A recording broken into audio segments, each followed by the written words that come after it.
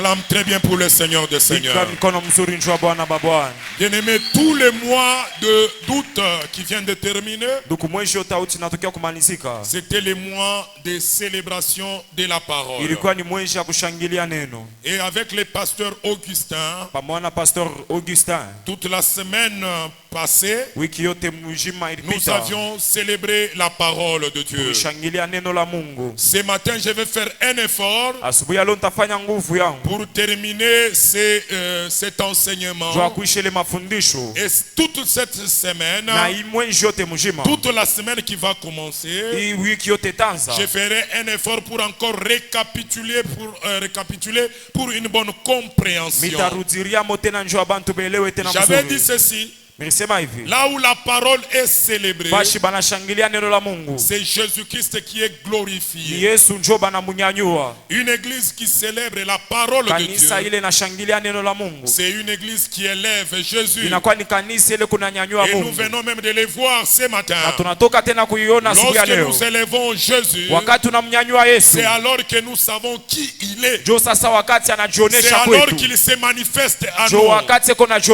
Lorsque dans nos maladies, lorsque dans nos difficultés, nous oublions nos difficultés, nous oublions nos problèmes, nous élevons Jésus.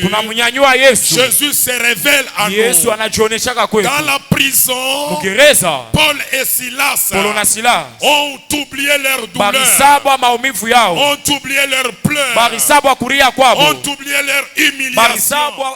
Au milieu de la nuit, ils se sont mis à faire deux choses: à chanter des louanges et à prier. Et dans la prison là, Jésus s'est manifesté. Lorsque tu apprends à célébrer la parole, lorsque dans la souffrance tu célèbres la parole là va se manifester à toi. La deuxième des choses, une église qui célèbre la parole, c'est une église qui vit les effets créatifs de la parole. La parole crée. Au commencement, la terre était informe. La terre était vide. Il y avait des ténèbres à la surface de l'abîme. Dieu a commencé à parler. Dieu a commencé à parler. Et la parole qui était sortie a appelé à l'existence les choses qui n'existaient pas. Là où il y avait le vide, la parole a comblé le vide. Là où il n'y avait pas de forme, la parole a donné la forme. C'est la même chose avec toi qui vient le dimanche, qui vient en semaine pour célébrer la parole. Cette parole que tu es en train d'écouter les matins à la matinée de gloire, en semaine, le dimanche, cette parole-là finira par te donner la forme. Même si aujourd'hui tu n'as pas la forme qu'il faut, la parole que tu écoutes là va te donner la forme, et la forme selon Dieu. La troisième des choses, là où l'on célèbre la parole, une église de célébrateurs de la parole, c'est une église qui ne vivra jamais dans l'ignorance. Osée chapitre 4, le verset 6, la parole de Dieu déclare: mon peuple est détruit parce qu'il lui manque la connaissance. Dans d'autres versions, surtout la version Lingala, est en train d'expliquer ces versets comme ceci: mon peuple est détruit parce que ce peuple-là manque quelqu'un qui lui donne la connaissance, qui lui enseigne. Un peuple qui suit les enseignements. Une église qui est basée sur les enseignements, c'est une église qui ne vivra jamais dans l'ignorance. Que Dieu nous bénisse abondamment. Et l'ignorance détruit. Et l'ignorance dépouille du sacerdoce. L'ignorance n'a que des inconvénients. L'ignorance n'a aucun avantage. Mais un peuple qui suit les enseignements. Les matins, nous suivons les enseignements. En semaine, nous sommes là pour les enseignements et la prière. Même les vendredis, nous sommes là à l'école de prière. Même les dimanches après culte, nous restons pour l'école de ministère. Une église basée sur les enseignements. C'est une église qui ne vivra jamais dans l'ignorance. C'est alors une église appelée à aller de l'avant, à aller très loin. La quatrième des choses, une église qui célèbre la parole de Dieu. C'est une église noble. Actes des apôtres chapitre 17. Le verset 11. On fait une comparaison entre les disciples de Bérée et les disciples de Thessalonique. Et Luc, c'est lui qui a écrit cet acte des apôtres. Il dit ceci: les disciples de Bérée étaient plus nobles que ceux de Thessalonique. C'est-à-dire, on les respectait plus que ceux de Thessalonique. Mais qu'est-ce qu'ils faisaient pour qu'on leur attire? Qu'est-ce qu'ils faisaient pour que il soit ainsi noble? Qu'est-ce qu'il faisait pour que le respect leur soit retourné? Qu'est-ce qui les mettait au-dessus du commun? La parole de Dieu nous donne les explications. Ils suivaient les enseignements avec beaucoup d'empressement. C'est-à-dire, quand l'on prêchait, quand on enseignait et suivait la parole, ils suivaient les enseignements avec beaucoup de joie. Ils aimaient le temps de la parole. Ils aimaient suivre les enseignements. Et lorsqu'ils rentraient à la maison, ils examinaient les Écritures. Ils ne se limitaient pas seulement à écrire. Mais lorsqu'ils rentraient à la maison, ils examinaient les Écritures pour savoir si ce qu'on les avait enseigné à l'église était exact. Et c'est ce qui a fait que les disciples de Thessalonique et les disciples de Bérée, ceux de Bérée soient plus nobles que ceux de Thessalonique. Ils étaient basés sur les enseignements. Notre Père pose toujours aux prophètes une grande question. C'est une question que j'ai toujours entendue notre pasteur poser aux prophètes. Pourquoi les prophètes, premièrement, ne vivent pas longtemps? Deuxième question. Pourquoi les prophètes n'ont pas de grandes églises?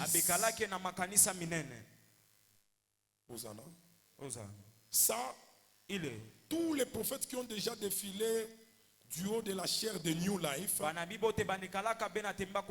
n'ont jamais su répondre à cette question. Même dans cette ville de Lubumbashi, à la section de la route Kenya, de la route Katuba, il y a encore un pasteur. Si je ne m'abuse pas, il doit déjà atteindre les siècles. Que Dieu nous bénisse abondamment. Amen. Mais pourquoi les prophètes meurent très tôt?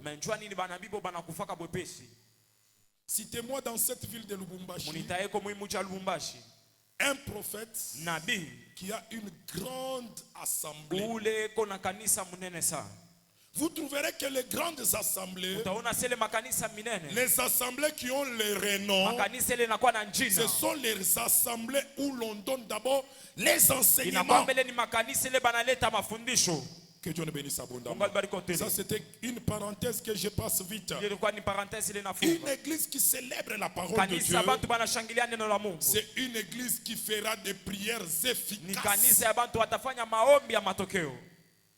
Une église qui suit d'abord les enseignements. C'est une église capable de faire aussi des prières qui auront de l'efficacité.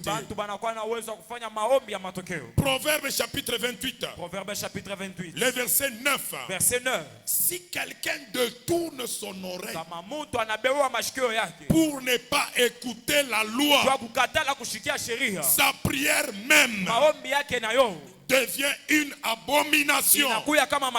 Ça devient une abomination comment? Ce n'est pas parce qu'il n'a pas prié au nom de Jésus. Ce n'est pas parce qu'il n'a pas prié en langue. Mais c'est parce que son oreille là n'aime pas écouter la parole. Un peuple qui n'aime pas écouter la parole, c'est un peuple qui fera beaucoup de prières. Mais ces prières-là n'auront pas d'effet. Ça, c'est le 5e bénéfice d'une église de célébrateurs de la parole. Lorsque nous sommes dans une église où nous écoutons la parole de Dieu, notre Père nous dit toujours ceci: la matrice de toute prière efficace, c'est la parole de Dieu. Hosanna. Que Dieu nous bénisse abondamment. Que Dieu nous bénisse encore une fois de plus. La 6e des choses, là où on célèbre la parole de Dieu, l'échec ne persiste pas. Pierre peut pécher toute la nuit sans rien avoir. Un pécheur expérimenté, il travaille toute la nuit et il n'a rien. Mais lorsqu'il donne la place à la parole, lorsqu'il cède sa barque à la parole, et lorsqu'il jette son filet sur la parole, l'échec qu'il avait connu la nuit ne peut pas l'accompagner les jours. Parce que là où on célèbre la parole, l'échec s'arrête. Que Dieu nous bénisse abondamment. Bien-aimé dans le Seigneur, toi qui m'écoutes ce matin, je suis en train de déclarer sur toi, parce que tu es un célébrateur de la parole de Dieu, je suis en train de déclarer sur toi que ton échec là ne persistera pas au nom de Jésus-Christ de Nazareth. Je donne les 4 bénéfices de célébrer la parole et nous nous arrêtons là-bas. Parce que ça va faire au total 10 bénéfices. Le 7e bénéfice de célébrer la parole. Ésaïe chapitre 55. Le verset 10 jusqu'au verset 11. Pour ceux qui écrivent, Ésaïe chapitre 55. Le verset 10 jusqu'au verset 11. Que nous dit la parole de Dieu dans Ésaïe chapitre 55. Le verset 10 jusqu'au verset 11. Ésaïe chapitre 55, le verset 10 jusqu'au verset 11. La Bible nous dit: car comme la pluie et la neige descendent des cieux et n'y retournent pas sans avoir arrosé la terre, sans l'avoir fécondée et avoir fait germer ses plantes, sans avoir donné de la sémence au semeur et du pain à celui qui mange, ainsi en est-il de ma parole qui sort de ma bouche. Elle ne retourne pas vers moi sans effet, sans avoir accompli ce que je désire et amené au succès la chose pour laquelle je l'ai envoyée. Que Dieu nous bénisse abondamment. Que Dieu nous bénisse encore une fois de plus. Là où la parole de Dieu est célébrée, la parole laisse des traces. Comme la pluie ne peut pas tomber sur la terre. Nous sommes pendant la saison sèche. Vous verrez qu'il y a la poussière presque partout. Mais lorsque la pluie va tomber, il n'y aura plus de poussière. Vous verrez même les souches des arbres qui ne bourgeonnaient pas. Lorsque la pluie tombe, il y a même des souches qui bourgeonnent. Comme la pluie ne peut pas tomber du ciel sur la terre sans donner la sémence à celui qui sème, sans donner le pain à celui qui mange. Isaïe le prophète dit ceci: il en est de même de la parole de Dieu. La parole de Dieu ne peut pas descendre sur la terre et retourner vers Dieu sans avoir accompli les desseins de Dieu, c'est-à-dire sans laisser l'impact dans la vie d'une personne. Que Dieu nous bénisse abondamment. Que Dieu nous bénisse encore une fois de plus. Une église qui écoute la parole de Dieu. Un chrétien qui aime la parole de Dieu. Un chrétien qui célèbre la parole de Dieu. La parole que tu célèbres là laissera des empreintes dans ta vie. La parole que tu célèbres là aura de l'impact dans ta vie. Le mot impact, c'est un mot qu'on a pris de l'armée. Lorsque on met une cible devant quelqu'un, on lui donne une lance, on lui donne même une arme à feu. Il vise la cible, il tire, ou soit il lance la flèche. Lorsque la flèche va vers la cible, on ira vérifier la cible. Lorsque cette flèche-là atteint la cible, la trace que la flèche laisse là, la trace que la balle laisse là, c'est ce qu'on appelle l'impact. L'impact d'une balle, l'impact d'une flèche. Là où la parole de Dieu est prêchée, là où le matin la parole de Dieu est prêchée, là où les dimanches on prêche la parole de Dieu, la parole de Dieu laisse aussi de l'impact dans la vie des personnes qui la célèbrent. Une église qui célèbre la parole de Dieu, c'est une église pour laquelle la parole laissera des impacts. C'est comme ça dans une église comme la nôtre, où la parole de Dieu est célébrée, les témoignages ne manqueront jamais. Tu as dit Amen. Que le Seigneur t'introduise dans ta saison de témoignages au nom de Jésus-Christ de Nazareth. Que Dieu nous bénisse abondamment. Que Dieu nous bénisse encore une fois de plus. Le 8e bénéfice de célébrer la parole de Dieu. Nous avions lu ça dans Matthieu chapitre 7.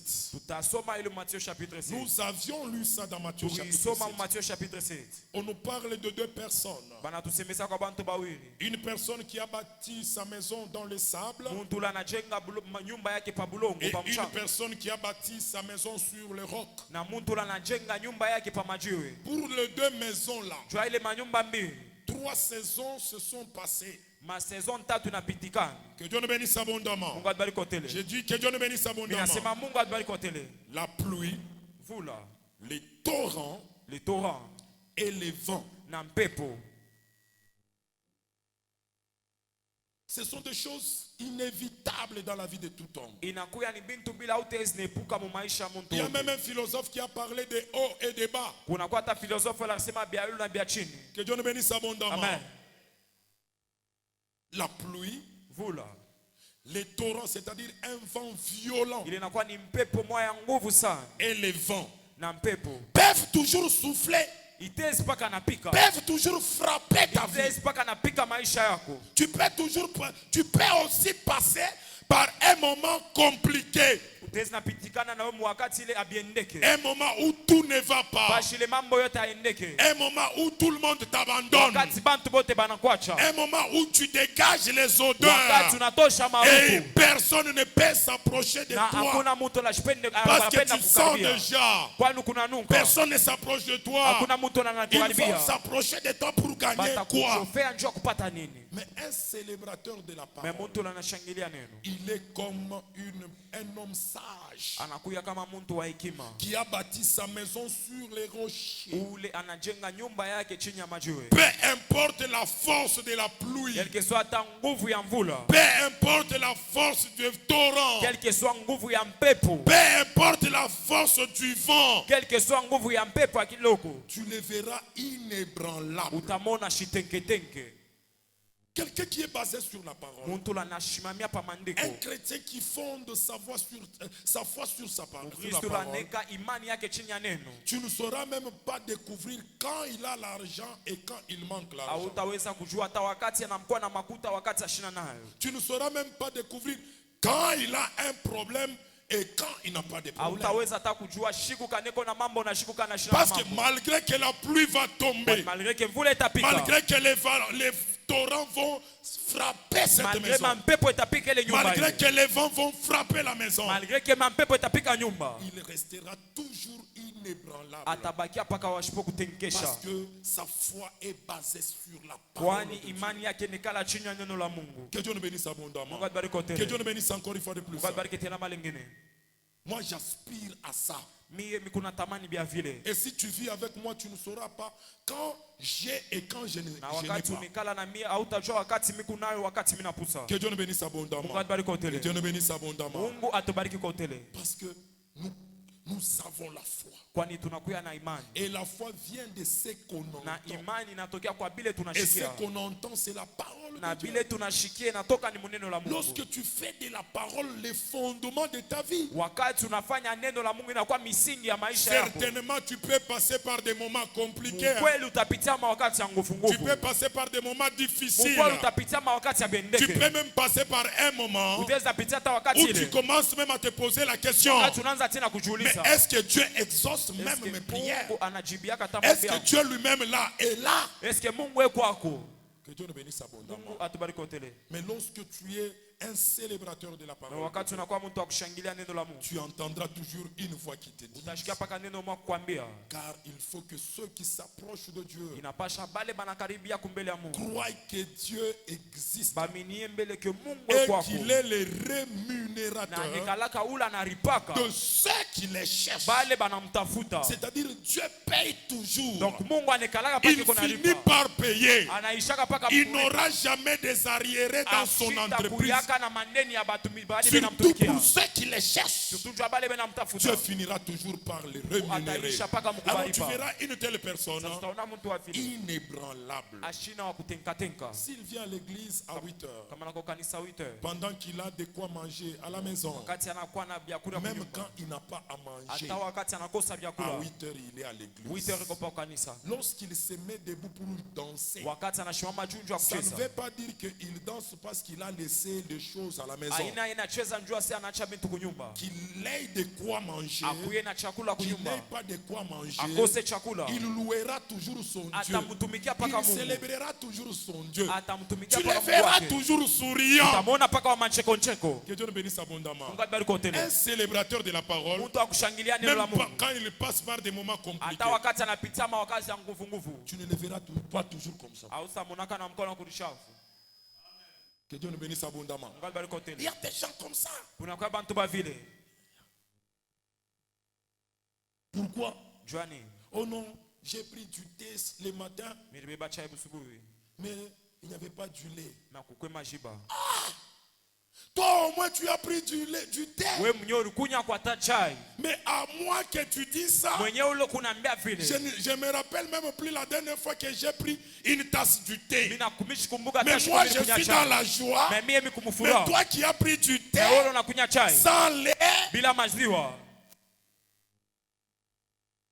non, ça c'est aussi un signe d'incrédulité. Que Dieu nous bénisse abondamment. Quelqu'un qui a la foi, quelqu'un qui a la foi, il est comme un homme sage qui bâtit sa maison sur les rochers. La pluie peut tomber, la maison restera toujours inébranlable. Les torrents peuvent frapper cette maison, la maison sera sera toujours inébranlable. Les vents peuvent frapper cette maison. La maison sera toujours inébranlable parce que sa maison est bâtie sur les rochers. C'est comme ça aussi avec une église des célébrateurs de la parole. C'est une église qui restera inébranlable. D'ailleurs, pendant que tu es en train de m'écouter, je suis en train de déclarer que Dieu accomplisse sur toi ce qu'il a toujours accompli sur notre Père. Lorsque les problèmes s'élèvent, lorsque les difficultés s'élèvent, notre Père nous dit toujours ceci. Ce sont des signes pour prouver que Dieu veut m'amener dans une autre dimension. De la même façon que tu me dis Amen, même si tu passes par la vallée de l'ombre et de la mort, je suis en train de déclarer sur toi ce matin que Dieu t'introduise dans une autre dimension au nom de Jésus-Christ de Nazareth. Est-ce que tu peux acclamer très fort pour le roi des rois? Le 9e bénéfice des célébrateurs de la parole de Dieu. Dieu préfère celui qui célèbre la parole de Dieu que celui qui donne les offrandes sans écouter la parole de Dieu. On va lire ça parce que c'est très dur. Ecclésiaste chapitre 4. Ecclésiaste chapitre 4. Le verset 17. Le verset 17. Si chez toi il n'y a pas de verset 17, tu prendras Ecclésiaste chapitre 5. Le verset 1. Ecclésiaste chapitre 4. Ecclésiaste chapitre 4. Le verset 17. Verset 17. Pour d'autres versions, ça sera le chapitre 5. Il y a ma version qui est chapitre 5. Le verset 1. Verset 1. Que dit la parole de Dieu? La Bible nous dit dans Ecclésiaste chapitre 5, le verset 17. Chapitre 4, le verset 17. Chapitre 4, le verset 17. Garde tes pieds quand tu vas à la maison d'Élohim. Il faut commencer à lire la version 8 secondes quand tu es au banc des lecteurs. Quelqu'un qui a 8 secondes. Prends garde à ton pied lorsque tu entres dans la maison de Dieu. Approche-toi pour écouter plutôt que pour offrir les sacrifices des insensés, car ils ne savent pas qu'ils font mal. Que Dieu nous bénisse abondamment. Que Dieu nous bénisse encore une fois de plus. Garde ton pied lorsque tu entres dans la maison de l'Éternel. Prends garde à ton pied lorsque tu entres dans la maison de Dieu. Approche-toi pour écouter. Que Dieu nous bénisse abondamment. Que Dieu nous bénisse encore une fois de plus. Parmi les raisons pour lesquelles nous quittons nos maisons pour venir dans la maison de Dieu, la raison principale, nous venons écouter la parole de Dieu. Le culte ne sera pas culte si nous ne passons pas aussi un moment d'écouter la parole de Dieu. Et lorsque tu viens dans la maison de l'Éternel, lorsque tu quittes chez toi la maison, tu entres dans la maison de l'Éternel. Fais attention. Entre pour écouter. Nous venons au temple de Dieu pour écouter. Plutôt que pour donner les sacrifices. Un sacrifice que tu fais dans l'ignorance, c'est ce qu'on appelle sacrifice des insensés.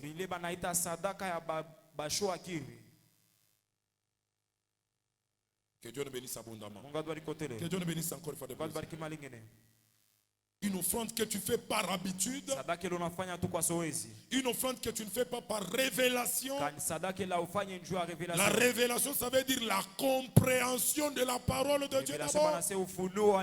On te donne d'abord la compréhension de la parole de Dieu. Et tu prends maintenant ton offrande parce que tu as compris la parole. Tu offres maintenant à Dieu. Ça s'appelle offrande de l'insensé. Et tu fais mal lorsque tu t'approches dans la maison de Dieu. Pas pour écouter la parole de Dieu, mais pour venir donner l'offrande. Que Dieu nous bénisse abondamment. Que Dieu nous bénisse encore une fois. Dans une église, pas la nôtre, mais très loin là. Nous voyons des choses bizarres. Vous voyez quelqu'un. Pendant ce temps-là, nos cultes terminaient à 11h. Lui, il vient à 11h10. Plutôt 11h moins 10. Il passe directement. Il met son offrande. Tout le culte n'a pas suivi. Que Dieu nous bénisse abondamment. Ce n'est pas un bon comportement. Que Dieu nous bénisse abondamment. Que Dieu nous bénisse encore une fois. Il y a même des gens, ils viennent. Avant même que le culte ne termine, il met son offrande, il tourne le dos à la parole. À New Life, ça ne se fait pas. Que Dieu nous bénisse abondamment. Que Dieu nous bénisse encore une fois de plus. On ne tourne pas les dos à la parole. Viens au temple pour écouter d'abord la parole de Dieu. Et les offrandes viendront après. Après avoir écouté la parole de Dieu. Ne viens pas avec l'esprit de donner d'abord l'offrande. Bien-aimés dans le Seigneur, Dieu ne nous a pas établis ministres des offrandes, mais Dieu nous a établis ministres de la parole. Que Dieu nous bénisse abondamment. Il a fait les saints comme apôtres. Il a fait des autres comme prophètes. Il a fait des autres comme évangélistes. Il a fait des autres comme pasteurs. Il a fait des autres comme enseignants ou comme docteurs pour l'édification de saints. Par la parole. Les 5 là exercent le ministère de la parole. Les saints avec un ton apostolique. Les autres avec un ton prophétique. L'autre avec un ton pastoral. L'autre avec un ton évangélique. Et l'autre avec un ton d'enseignant. D'abord ministre de la parole. Et non pas ministre des offrandes. Hosanna. Et viens d'abord pour écouter la parole de Dieu. Et Dieu préfère celui qui écoute la parole, qui obéit à la parole, que celui qui fait des offrandes. 1 Samuel chapitre 15. 1 Samuel chapitre 15. Le verset 22. Verset 22. Jusqu'au verset 24. Verset 24. Samuel. C'est Samuel. Samuel. Il dit cela à Saül. Il lui dit quoi? L'obéissance vaut mieux que les sacrifices. Qu'on nous lise ça. 1 Samuel chapitre 15. 1 Samuel chapitre 15. Le verset 22. Verset 22. Jusqu'au verset 24. 1 Samuel chapitre 15, le verset 22 jusqu'au verset 23. Oui. Samuel dit: L'Éternel trouvera-t-il du plaisir dans les holocaustes et les sacrifices, comme dans l'obéissance à la voix de l'Éternel? Voici, l'obéissance vaut mieux que les sacrifices. Reprends ça. Voici, l'obéissance vaut mieux que les sacrifices. Ok. Et l'observation de sa parole vaut mieux que la graisse des béliers. Le verset 23. Car la désobéissance est aussi coupable que la divination. Et la résistance ne l'est pas moins que l'idolâtrie et les théraphim. Puisque tu as rejeté la parole de l'Éternel, il te rejette aussi comme roi. Le verset 24. Verset 24. Alors Saül dit à Samuel, j'ai péché, car j'ai transgressé l'ordre de l'Éternel, et je n'ai pas obéi à tes paroles. J'ai craigné le peuple et j'ai écouté sa voix. Bien-aimé dans le Seigneur, Dieu préfère celui qui obéit à la parole que celui qui fait des offrandes. Dieu préfère une église qui célèbre la parole, qui obéit à la parole qui est proclamée, qu'une église qui donne beaucoup d'offrandes en rejetant la parole de Dieu, en désobéissant à la parole de Dieu. Notre église sera une grande assemblée, parce que nous ne serons pas d'abord les donateurs des sacrifices et des offrandes, mais nous serons d'abord des célébrateurs de la parole de Dieu.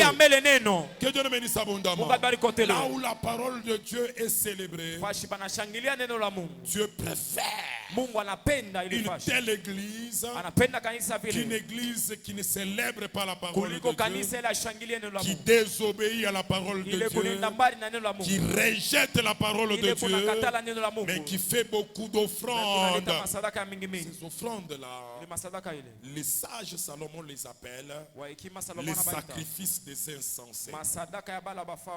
Que Dieu nous bénisse abondamment. Amen. Que Dieu nous bénisse encore une fois de plus. Amen.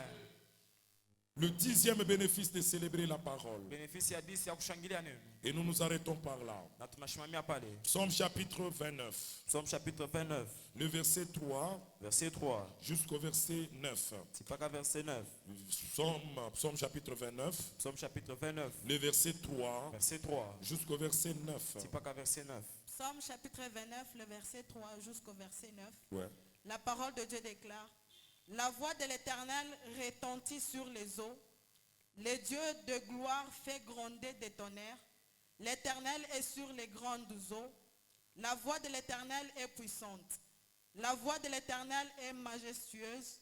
La voix de l'Éternel brise les cèdres. L'Éternel brise les cèdres du Liban. Il les fait bondir comme des veaux, et les Libans et les Syriens comme de jeunes buffles. La voix de l'Éternel fait jaillir des flammes de feu. La voix de l'Éternel fait trembler les déserts. L'Éternel fait trembler les déserts de Kadès. Et verset 9. La voix de l'Éternel fait enfanter les biches. Elle dépouille les forêts. Dans son palais, tout s'écrie gloire. Que Dieu nous bénisse abondamment. Est-ce que tu peux acclamer très fort pour le roi des rois? Est-ce que tu peux acclamer très fort pour le Seigneur des Seigneurs? Je termine par là. Là où la parole de Dieu est célébrée, tout s'écrie gloire. Dans son palais, tout s'écrie gloire. Parce que la voix de l'Éternel est libérée. Parce que la parole de Dieu est célébrée. La voix de l'Éternel fait trembler les déserts. La voix de l'Éternel fait enfanter même la biche. La voix de l'Éternel dépouille même les forêts. La voix de l'Éternel est puissante. La voix de l'Éternel fait enfanter même la biche. Et dans son palais, le palais où la voix de l'Éternel est entendue, tout s'écrie gloire. Que Dieu nous bénisse. Nous voulons vivre la gloire de Dieu dans nos affaires, dans nos activités, dans l'église. Nous voudrions voir la gloire de Dieu. L'Éternel nous attend à une chose, à être des célébrateurs de la parole. Et je dis que c'est la parole du Seigneur. Tiens-toi debout en acclamant très fort pour le roi des rois. Acclame très fort pour le Seigneur des seigneurs. Acclame très fort pour le roi des rois. Acclame très fort pour le Seigneur des seigneurs. Nous voulons prier ce matin en tant qu'église. Nous allons